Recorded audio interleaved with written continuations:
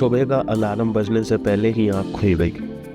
पता नहीं एक्साइटमेंट थी या इस जगह को छोड़ने का थोड़ा सा रिग्रेट। 6 बजे बाइक पे निकला तो लग रहा था पूरा अरुणाचल जैसे अभी सो रहा हो। रोड्स बिल्कुल खाली थी और बारिश के बाद हर चीज़ का कलर और ज़्यादा निखर के आ रहा था।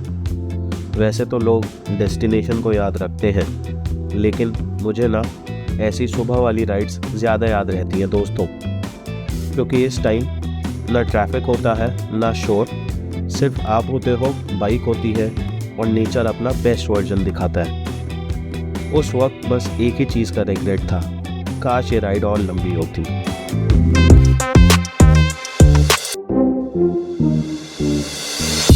अभी सुबह के 6 साढ़े 6 हो रखे और मैं निकल चुका हूँ अपना सेला पास और तवांग के लिए। करीबन 4 घंटे का रास्ता है जो तवांग के लिए रहने वाला है भाई। और आज सुबह हमने जल्दी राइड चालू कर दी है। ये रहा अपना बाइक और ये रहा अपना दोस्त। मुझे मार रहे हैं सब यहाँ पे सुबह सुबह। भाई सुबह सुबह अभी क्या था कि बारिश हो रही थी, वो अभी जस्ट रुकी है। कल रात को क्या हुआ था कि बारिश नहीं हुई, तो मेरे को लग रहा था, वैसे रोज़ रात को क्या है कि बारिश हो रही थी, बस आज लास्ट वाली जो रात थी उसको बारिश नहीं हुई। तो मेरे को लगा यार सुबह बारिश ना हो जाए, तो बस उसी के डर है। और तो भाई बाकी सब मस्त है। और सुनने में आया कि जो टेरेन है ऊपर के वो थोड़ा स्पीति और अपने लद्दाख टाइप है। 7 बज चुके हैं और मौसम जो है वो एकदम से खुल गया है, मतलब धूप आ चुकी है। जब मैं निकला था तब तो भाई बारिश हो रही थी, मेरे को लगा आज रात में बारिश हुई है तो अभी भी, मतलब रात में नहीं हुई है तो अभी होगी। और उस तरफ बेहतरीन सी धूप आ रखी है। नहीं तो क्या होता है ना, जब ज़्यादा बारिश होती है तो सेला पास का जो व्यू है वो क्लियर नहीं आता बिल्कुल भी, पूरा धुंध से चादर पूरा क्लाउडी हो जाता है। पर अभी लग रहा है ऐसा कि मतलब क्लियर व्यू आ सकते हैं ऊपर। बाकी रास्ते की बात की जाए तो रास्ते में कोई दिक्कत नहीं, 1 नंबर रास्ता है। बस ये है बेंड काफ़ी ज़्यादा है, देख के आपको काटना पड़ेगा। आप देख रहे हो हर ये बहुत ही शार्प बेंड है, हेयर पिन बेंड जो बोलते हैं वो वाले।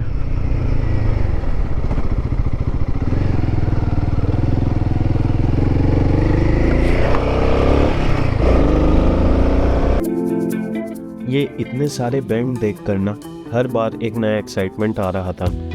रोड कभी लेफ्ट घूम रही थी, कभी राइट, और हर टर्न के बाद एक नया पोस्टकार्ड जैसा व्यू मिल रहा था। ड्रोन शॉट में तो और भी नेक्स्ट लेवल लग रहा था भाई। ऊपर से देखने पे ये वाइंडिंग रोड इतनी छोटी लग रही थी और उसके आसपास इतने बड़े माउंटेन्स कि बस देखते रह जाओ। सबसे ब्यूटीफुल मोमेंट तब था जब सामने वाले पहाड़ों पे धीरे धीरे धूप आना शुरू हुई।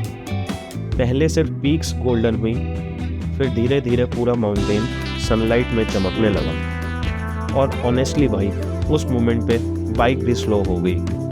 ऐसे व्यूज़ को देखते हुए जल्दी निकलने का मन ही नहीं करता।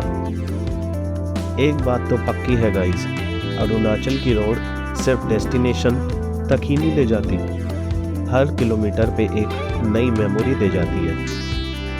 सच बोलूं भाई, ऐसे मोमेंट्स के लिए ही तो मैं इतनी लंबी राइड प्लान करता हूँ। कैमरा मेरा व्यू तो रिकॉर्ड कर सकता है, लेकिन मेरी फीलिंग नहीं। और उस वक्त की फीलिंग वही समझ सकता है जिसने मॉर्निंग राइड करी हो। और भाई 25 किलोमीटर पहले आप माहौल देखो क्या हो रखा है, खतरनाक फॉग आ रखी है एकदम।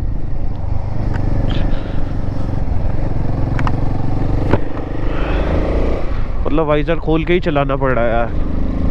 चारों तरफ एकदम से देखो मौसम बदला, अभी धूप थी, अब एकदम से मौसम बदला और बादल आ गए। ऐसा हो रहा है इधर हिसाब किताब, एकदम से सब कुछ चेंज हो जा रहा है 5-10 मिनट के अंदर ही। और बेंड तो इतने तीखे हैं कि भाई पूछो मत। ऐसे ही होता है, मतलब सेला पास में ना आप जाओगे तो अगर ऐसा वेदर रहा तो आप नज़ारा नहीं देख पाओगे आसपास का, आजू बाजू का जो भी है, तो थोड़ी दिक्कत रहती है बाइकर्स के लिए, क्या यार सबके लिए। आप ऊपर पहुँचे और ऐसा मिस्टी और फॉगी वेदर मिला तो क्या ही फ़ायदा। फिर क्या होता है कि ऊपर गए और नीचे आते हुए देखते हैं अगर किस्मत सही रही तो। A few moments later. वही क्रेजी सीन हो रखा है इधर, ये देखो 13 किलोमीटर पहले कुछ इस तरीके का माहौल है। और हाथ पूरे जम चुके हैं, अब ग्लव्स डालूंगा। यहाँ पे सबने फॉग लाइट ऑन कर रखी है भाई, खतरनाक सीन। भाई एक बात तो मुझे आज तक समझ नहीं आई, बिना ग्लव्स के मैं राइड कैसे कर रहा था। इतनी ठंड थी ना गाइस कि बस मत ही पूछो। हाथ एकदम जाम हो रहे थे, हैंडल पकड़ना जैसे चैलेंज लग रहा था। अब सोचता हूँ तो लगता है एक्साइटमेंट और ठंड से ज़्यादा थी। काफ़ी ज़्यादा खतरनाक सीन हो रखा है, दिखाता हूँ आपको भाई। ये देखो पूरे हाथ जम चुके हैं। सेला 3 किलोमीटर बचा है। बाइक अपनी ये है, मुंह पे पूरी ओस जम रखी है। बिना ग्लव्स के पहने आप मतलब ग्लव्स आपको पहनने ही पड़ेंगे अगर आप बाइक राइड कर रहे हो। भाई पूरे हाथ जम जा रहे हैं बिना अगर ग्लव्स पहने कर रहे हो तो भाई ग्लव्स पहन के करना, थोड़ा रिलैक्स रहेगा। और मौसम जो है काफ़ी ठंडा हो रखा है इधर, काफ़ी ज़्यादा जो ओस है वो आपके मुंह पे आएगी, तो थोड़ा धीरे धीरे आना, चिल करते हुए आना, कोई ऐसी जल्दबाजी नहीं। अभी क्या है कि 8 ही बजे हैं मेरे हिसाब से, तो आराम से मैं धीरे धीरे ऊपर तक पहुंचूंगा, तो कोई जल्दी नहीं है। और भाई बाइक देखो कितनी प्यारी लग रही है। बस 3 किलोमीटर बचा है। 2-3 बेंड के पार करने के बाद तब जाके भाई 1 किलोमीटर, मतलब 1-1 किलोमीटर आखिरी के मेरे को पता लग रहे हैं। इतना खतरनाक हो रखा है अब सीन। भाई वेदर देख के ना थोड़ा सा टेंशन भी हो रहा था। पूरा आसमान क्लाउड से भर गया था और आगे बस फॉग ही फॉग दिख रही थी गाइस। विजिबिलिटी इतनी कम थी कि हर ब्लाइंड टर्न पे स्पीड अपने आप कम हो जाती थी। दूर तक कुछ क्लियरली ही नहीं दिख रहा था। और सबसे अजीब बात ये थी, रोड पे मैं बिल्कुल अकेला था। न सामने कोई गाड़ी, न पीछे कोई बाइक, बस फॉग के अंदर से निकलती हुई ये माउंटेन की रोड। भाई सच बोलूँ तो ऐसे वेदर में एक्साइटमेंट और नर्वसनेस दोनों साथ साथ चलती हैं। हर किलोमीटर पे बस एक ही सोच थी, आराम से राइड करो और सेफली निकल जाओ। लेकिन भाई इसी फॉग और क्लाउड की वजह से ये राइड इतनी सिनेमैटिक लग रही थी कि डर के साथ साथ मज़ा भी उतना ही आ रहा था। हम सेला पास पहुँच गए भाई। काफ़ी सही मौसम हो रखा है, कभी भी किसी भी समय बादल आ सकते हैं। और भाई देखो कितना प्यारा लग रहा है। और पीछे जो है फ्रोज़न लेक है, उसमें कहने हैं जाना मना है अगर वो फ्रोज़न होगी तो। और इस यहाँ से रास्ता आपका नीचे की तरफ के लिए भी कटता है। और अभी यहाँ से क्या है कि सेला पास एकदम टॉप आ गया। अब नीचे तवांग के लिए थोड़ा जंग करके पड़ता है। तवांग से पहले एक जंग जगह पड़ती है, वो पूरा डाउन हिल है अभी। तो यहाँ से अभी डाउन हिल है और फिर तवांग के लिए फिर अप हिल आएगा। And finally we have conquered this pass. ये तो हो गया आपका सेला पास, मतलब एक सेला पास तो ये है 13,700 फीट की हाइट पे। और ये है आपकी सेला लेक, हद ब्यूटीफुल। और यहाँ से आप शायद नीचे वॉकिंग करके जा सकते हो, बाइक तो ले जाना अलाउड नहीं है। पर भाई देखो इधर, और अभी कुछ ही पलों में ये कवर हो जाएगी। और उधर वो रहे आपके पीछे स्नो कैप्ड माउंटेन्स। क्रेजी है एकदम भाई, बहुत क्रेजी सीन है इधर। और सबसे बेस्ट बात पता है क्या है कि अभी मैं सुबह जल्दी आ रखा हूँ, तो भाई भीड़ भी नहीं है। नहीं तो लोग क्या करते हैं, भीड़ बहुत आती है यार, मतलब जितना डिले करोगे। मैंने 8 बजे ही आ गया भाई, 2 घंटे में मैं इधर पहुँच गया। कहाँ से? चुग वैली से। तो गाइज़ अभी जंग है, बस अपना 32 किलोमीटर। जंग के आगे तवांग जो है वो चालू हो जाता है। मतलब आप ये समझो आधा रास्ता डाउन है जंग तक, और उसके बाद तवांग का जो है वो अपहिल है। और भाई सीन क्या है ना कि सेला पास से जंग जो है वो 32 किलोमीटर पड़ता है। तो अभी 32 किलोमीटर अपने को करना है। काफ़ी सही वाइब्स आ रखी हैं यार, माहौल काफ़ी सही हो रखा है इधर। धूप आ रही है जा रही है, बादल आ रहे हैं जा रहे हैं। जैसी धूप जाती है भाई ठंड बहुत ज़्यादा एकदम से बढ़ जाती है। भाई फाइनली सेला पास क्रॉस करते ही ठंड थोड़ी थोड़ी कम होने लगी। और जैसे ही धूप निकली ना, एकदम रिलीफ फील हुआ। ऊपर से सामने के लैंडस्केप और भी वाइड होते जा रहे थे। अब राइड और भी ज़्यादा इंजॉयबल लग रही थी। और बस फिर मंजिल अब ज़्यादा दूर नहीं थी। A few moments later. तो भाई मैं खा रहा हूँ अभी वेनिला केक, और जहाँ खा रहा हूँ ना वो जगह तो मैं दिखाता हूँ। भाई ये है तुम्हारा पूरा आर्मी का कैफ़े। इधर सारे आर्मी के लोग जो हैं, आर्मी के ऑफिसर जो हैं वो सर्व कर रहे हैं खाना। और ये कुछ तुम्हारा बैठने का एरिया भाई, क्रेजी। और बाहर क्या है, पूरा वॉर मेमोरियल बना रखा है। वॉर मेमोरियल भी तुम जा सकते हो। और ये आर्मी का कैफ़े है भाई। इधर आर्मी के ऑफिसर्स जो हैं वो सर्व कर रहे हैं तुम्हें फूड से लेके, और चाय, कॉफ़ी और वेनिला केक मैं इनका ट्राई कर रहा हूँ। वेनिला केक मैंने खाया, बहुत ही सही था भाई। ये देखो यहाँ पे वॉर मेमोरियल भी है, और ये पूरा कैफ़े है यार प्रॉपर आर्मी। यहाँ पे सारे आर्मी के ऑफिसर्स जो हैं वो सर्व कर रहे हैं आपको। भाई ऐसा लग रहा था जैसे किसी मूवी या वॉलपेपर के लैंडस्केप्स हो। एक साइड इतना खूबसूरत सा वाटरफॉल और दूसरी तरफ इतना खूबसूरत सा पॉन्ड। यार ऐसे नज़ारे रोज़ रोज़ देखने को नहीं मिलते भाई। फाइनली हम जंग में एंटर हो गए हैं। यहाँ पे नीचे साइड है तो काफ़ी गर्मी है, मतलब इतनी गर्मी नहीं है पर है थोड़ी, एज़ कम्पेयर टू जो सेला टॉप है उससे पूरा डाउन हिल आया है। आप ये समझ लो 1-2 पहाड़ का डाउन हिल, और फिर एकदम नीचे आ जाते हैं नदी के पास ना। और ये आपका आ गया पूरा जंग मार्केट और लोकल गांव, मतलब ये सिटी छोटा सा ही टाउन है।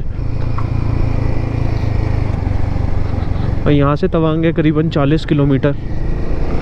तवांग मेरे को 43 दिखा रहा है और ज़ेमिथांग 110। ज़ेमिथांग जो है उसका तवांग से ही रास्ता कटता है। अगर तवांग से सीधा जाओगे आप तो आपको बुमला पास मिलेगा, और अगर लेफ़्ट वाले के रूट 2 रूट दिखाएगा। अगर लेफ़्ट वाला रूट लोगे तो वो ज़ेमिथांग जाएगा, और एक और रूट है जो कि आपका बुमला से ज़ेमिथांग को कनेक्ट करता है। वो ख़तरनाक है पर देखना पड़ेगा वो ओपन रहता है कि नहीं बाइकर के लिए। तो भाई जो जंग का पहाड़ था ना वो ये वाला था, लेफ़्ट वाला, और ये पूरा डाउन हिल था। अब क्या है, तवांग यहाँ से 32 किलोमीटर बचा है। 32 किलोमीटर अब पूरा अप हिल है। और जो मैं कह रहा था ना कि मतलब तवांग जो है, मतलब आप ये देखो कि सेला पास से पूरा डाउन हिल आना है, पूरा यहाँ तक नीचे तक इतना नीचे आना है कि 30-32 किलोमीटर आपका आखिरी का बचेगा तवांग का, तब आपको ऊपर चालू होगा। और तवांग से तो आपका वो जो बुमला पास है वो तो ऊपर रहेगा ही रहेगा। A few moments later. Tawang से पहले रुका था, करीबन 30 किलोमीटर बचा है अभी भी। और भाई रोड तो मक्खन है, मतलब तवांग तक की, मतलब आप जहाँ से दिरांग से निकलोगे तवांग तक के लिए आपको कहीं दिक्कत नहीं आने वाली रोड के लिए। रोड 1 नंबर है। 32 किलोमीटर बचा है अभी। और भाई देखो मैं जहाँ रुका था वहाँ ये क्या लिखा हुआ, the only impossible journey is the one you never begin. और भाई ये अकेले सोलो राइड जो मैंने करी है, ये मेरे को भी शुरुआत में इम्पॉसिबल लगता था, पर जैसे जैसे मैं धीरे धीरे आगे बढ़ा, नए नए प्रॉब्लम आई उनको सॉल्व कर करके आगे बढ़े, तो कुछ नया सीखा, नया जाना।